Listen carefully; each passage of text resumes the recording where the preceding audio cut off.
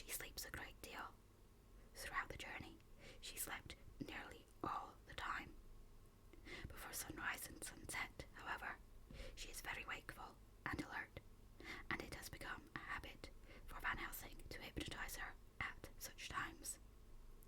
At first, some effort was needed, and he had to make many passes.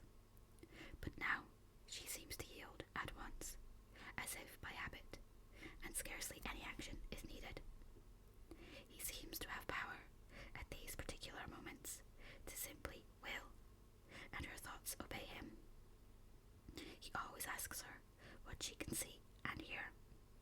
She answers to the first, nothing, all is dark, and to the second, I can hear the waves lapping against the ship, and the water is rushing by. Canvas and cordage strain, and masts and yards creak. The wind is high, I can hear it in the shrouds, and the bow throws back the foam. It is evident that the Serena Catherine is still at sea, hastening on her way to Varna. Lord Godalming has just returned. He had 4 telegrams, one each day since we started, and all to the same effect, that the Serena Catherine had not been reported to Lloyd's from anywhere. He had arranged before leaving London that his agent should send him every day a telegram saying if the ship had been reported.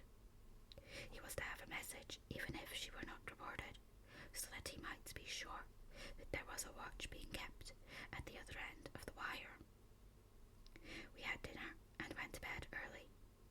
Tomorrow we are to see the Vice Consul and to arrange, if we can, about getting on board the ship as soon as she arrives.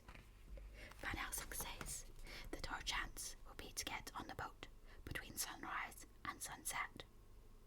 The Count, even if he takes the form of a bat, cannot cross the running water of his own volition, and so cannot leave the ship, as he dare not change to man's form without suspicion, which he evidently wishes to avoid. He must remain in the box. If, then, we can come on board after sunrise, he is at our mercy, for we can open the box and make sure of him, as we did of poor Lucy, before he wakes. What mercy he shall get from us will not count for much. We think that we shall not have much trouble with officials or the seamen.